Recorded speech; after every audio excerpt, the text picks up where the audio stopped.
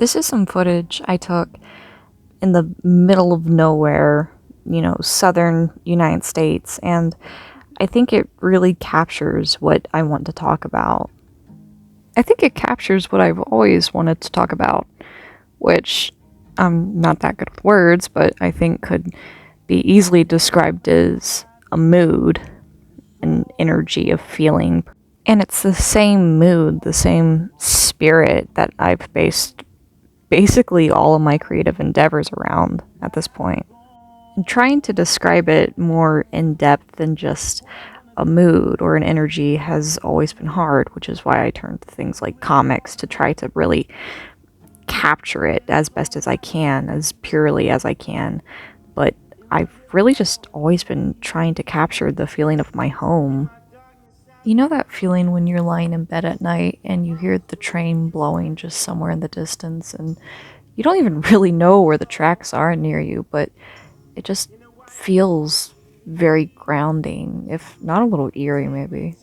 It's the feeling of a porch light being left on for you, or seeing the steam of a shower on your neighbor's bathroom window, or even something as small as seeing a fork with lipstick stain on some empty plate in a diner.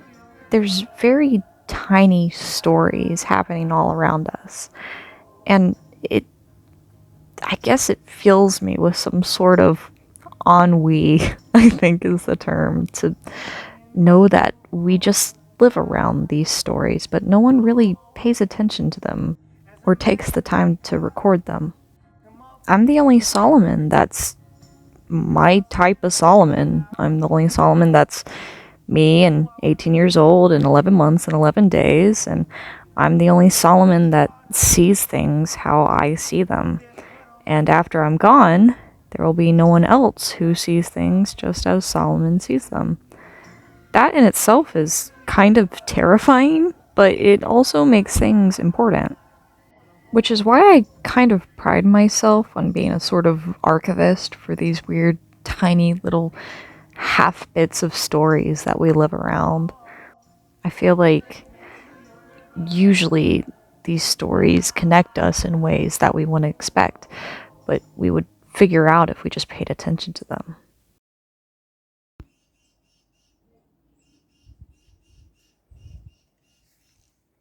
That's me. You're probably wondering how I got in this situation. Yeah, okay. Anyway, this is me at my great grandparents' house that was abandoned a while before I was born. This place really felt like a sort of mausoleum of memories, as trite as that might sound, I understand. But the whole place is filled up with ghosts of stories that I've heard. Of how my great grandmother would clutch her chest whenever any of her grandchildren ran down those basement stairs. Of how my mom and her grandma would just sit out on the porch and talk for hours. How the kitchen light would turn on around 6 or so. And even if you were across the fields near the pond that this place was built by, you could see that light and you'd know that everything in the whole world, in your whole world, was just right. And now it's just empty. And of course I always knew that it was empty. I mean, it hasn't been lived in for years and years at this point. My great-grandfather, my great-grandmother were dead long, long before I was even born. But even still, just wandering around this place, I could find remnants. I could find stories that had happened that maybe weren't even told to me, maybe were too small to tell to me. Not important enough to remember. But these tiny stories, they're what made these people people. I could find so many things that were just these people's lives. There were Americana frozen foods still in the freezer. I could see the lipstick stains that someone had left on spoons in the dishwasher because they just hadn't finished their dishes. Thumbprints of life that just weren't important enough to tell. You wouldn't remember them because why would you? I had only really heard the big stories about my family. Like, how my grandfather built every single thing on this property, ranging from the 3-story house that the family lived in to even the lake outside.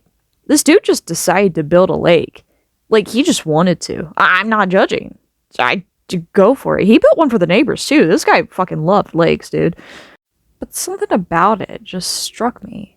There were lotion bottles still in the bathroom. You could see the outline of where someone's bed was in the bedroom. Up in the attic, there were kitschy psychic advertisements from a newspaper and a cut-off analog phone. People lived here. And obviously, you can say that about any abandoned house, but I don't think a lot of us realize that that's important on its own. People lived here. People had experiences. They were the only ones to have those experiences in their eyes with their viewpoints. And now they're gone, but you can still see their footprints. You can still see that thumbprint of humanity that only a few people really take the time to see. And at the same time, looking at all this, I kind of realized that these people existed. Obviously, I knew they existed. They're my great-grandparents. But it's more so of, you're like me. You're not just a concept of nostalgia. You're an actual person. We have the same lotion brand. It's just yours is expired and from the 80s and mine is from now. This house feels like time itself just slips into a different state of being. We're only separated by time, and yet I can still feel you everywhere. You're a remnant of what just seeps down through humanity, especially in modern humanity. I mean, trailer houses, old abandoned barns, fields with radio towers in them. Who wants to think about that? It's boring at best and trash at worst. These things have become so dear to me. Trailers in the middle of nowhere, old abandoned farmhouses, radio towers in the middle of empty fields. All of it screams some sort of lonely want. And I relate to that, and I understand it, even if it's in a weird, abstract way. They're recordings of people's history, of stories that you don't really know the ending to. And isn't that fascinating? Isn't that intriguing? Don't you want to know the ending to a story? Especially one that you yourself have so much in common with. I'm going to try to touch on this subject again with a few more concrete examples, but I also wanted to post a video and I thought that this was a good enough thing to post. So I hope you enjoyed, and I hope that you'll come back for maybe a better video on this topic. In the meanwhile, let me know if you'd like to see anything else specifically, and I'll see you later.